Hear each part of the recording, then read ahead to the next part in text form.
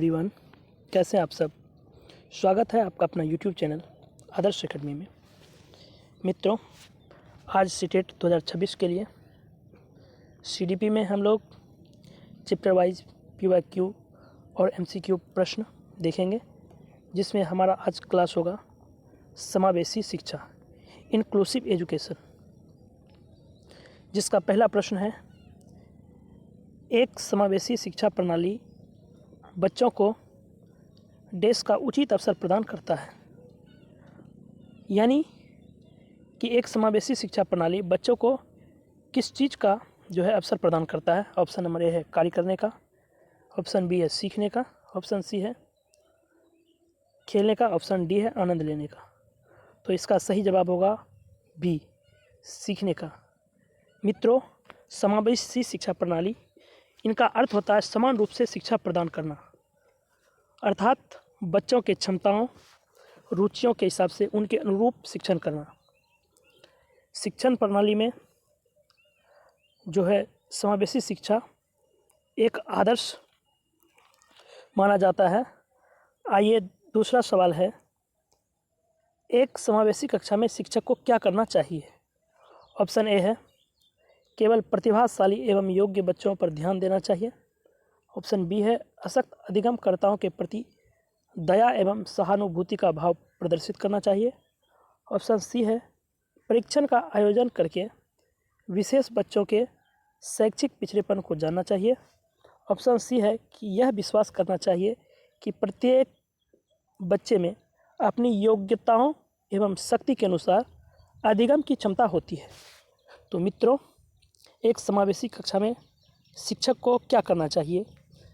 शिक्षक को किसी भी छात्रों से, किसी भी बच्चों के साथ भेदभाव नहीं करना चाहिए, ना जाति के आधार पे, ना धर्म के आधार पे, ना लिंग के आधार पे, ना वेशभूषा के आधार पे। इसमें कभी हम भेदभाव नहीं करेंगे। हमको यह विश्वास करना चाहिए कि प्रत्येक बच्चे में अपनी योग्यता के अनुसार और शक्ति के अनुसार अधिगम की क्षमता होती है। इसलिए इनका सही उत्तर होगा ऑप्शन नंबर डी।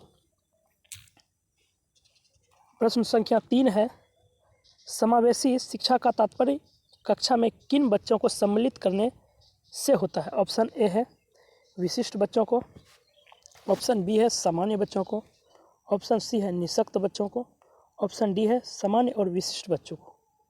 समावेशी कक्षा का तात्पर्य कक्षा में सामान्य और विशिष्ट बच्चों को सम्मिलित करना है। इसलिए इसका सही उत्तर होगा ऑप्शन डी, सामान्य और विशिष्ट बच्चों को।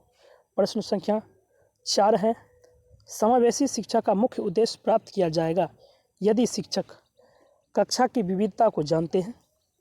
ऑप्शन बी है लक्षित विषय वस्तु का आयोजन करते हैं। ऑप्शन सी है रिपोर्ट को ठीक से तैयार करते हैं। ऑप्शन डी है कक्षा का उचित प्रशिक्षण आयोजित करते हैं। एक समावेशी कक्षा का मुख्य उद्देश्य तभी प्राप्त हो सकता है जब कोई भी शिक्षक कक्षा की विविधता को, बहुरूपता को जानते हैं और सभी बच्चों के साथ समान व्यवहार करते हैं। आप इंक्लूसिव एजुकेशन आप उन्हें मुहैया कराते हैं। इसलिए प्रश्न संख्या 4 का सही जवाब होगा ए, कक्षा की विविधता को जानते हैं। प्रश्न संख्या 5 है, शिक्षा में समावेशन का क्या अर्थ है।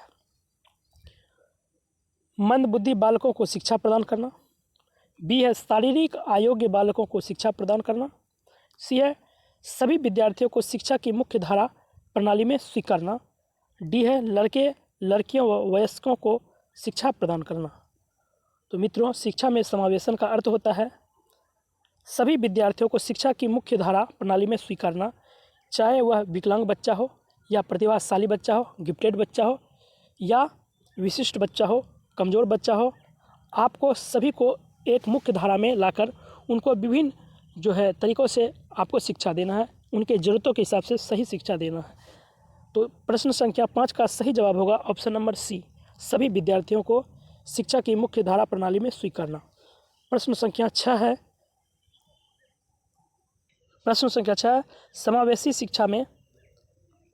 शिक्षा में ऑप्शन ए तथ्यों की व्याख्या को सम्मिलित करती है, बी है कक्षा में विविधता का पालन करती है, सी है सख्त प्रवेश प्रक्रिया को प्रोत्साहित करती है, डी है अल्पसंख्यक समूह के शिक्षकों को सम्मिलित करती है। तो समावेशी कक्षा में जैसा कि हम जानते हैं कि विविधता को पालन करना पड़ता है। हम किसी भी आधार पर बच्चों के साथ कोई भेदभाव नहीं करेंगे। इसलिए प्रश्न संख्या 6 का सही उत्तर होगा बी। प्रश्न संख्या 7 है, निम्नलिखित में से कौन सा कथन समावेशी अधिगम की संकल्पना को वर्णित करता है? ऑप्शन ए है, शिक्षक छात्रों को सीखने के लिए उनके अभिभावकों का समर्थन लेते हैं। ऑप्शन बी है, शिक्षक मेधावी छात्रों को अधिगम को आसान बनाते हैं। ऑप्शन सी है, शिक्षक कमज़ोर छात्रों के अधिगम को आसान बनाते हैं। ऑप्शन डी है, शिक्षक अलग अलग परिप्रेक्ष्य में छात्रों को समान कक्षा में एक साथ पढ़ाते हैं।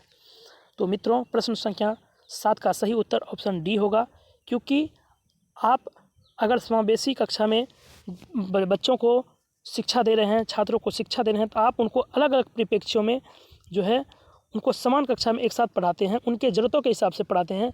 जिन्हें जो ज़रूरत होती है उनको वह शिक्षा हम देते हैं। इसलिए इनका सही उत्तर होगा ऑप्शन नंबर डी।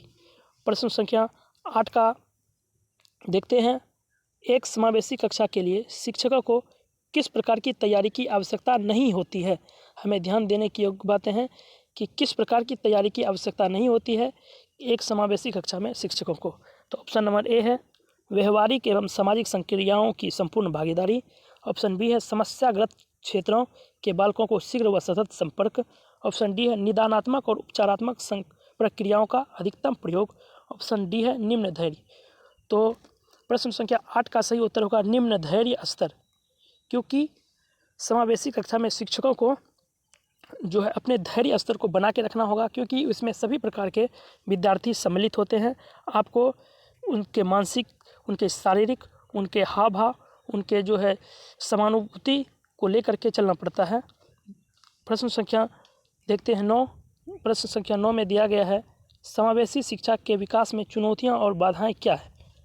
1 नंबर, कठोर विद्यालय प्रणाली। बी है, सहयोग की कमी। सी है, अपर्याप्त और अनुचित राज्य प्रावधान। 4 है, इनमें से कोई नहीं। उपयुक्त उत्तर का चयन कीजिए। प्रश्न संख्या 9 में दिया गया है कि समावेशी शिक्षा के विकास में चुनौतियां और बाधाएं क्या है? तो इनका सही उत्तर होगा 1, 2, 3। 1, 2, 3 ऑप्शन संख्या डी, क्योंकि बाधाएं जो है कठोर विद्यालय प्रणाली अगर आप रखते हैं तो यह भी बाधा है एक जो है समावेशी कक्षा के लिए। अगर आप किसी बच्चों को सहयोग की ज़रूरत होती है, उन्हें आप सहयोग नहीं देते हैं, तो यह भी सहयोग की कमी है। यह भी जो है चुनौती है सही शिक्षा के लिए, समावेशी शिक्षा के लिए।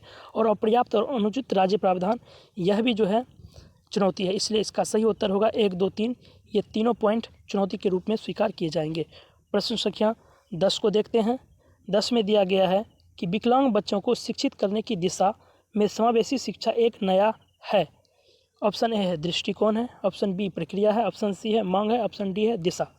तो इसका सही जवाब होगा कि ऑप्शन नंबर ए, दृष्टिकोण। विकलांग बच्चों को शिक्षित करने की दिशा में जो है समावेशी शिक्षा में विकलांग बच्चों को भी शामिल किया जाना, यह एक नई दृष्टिकोण है।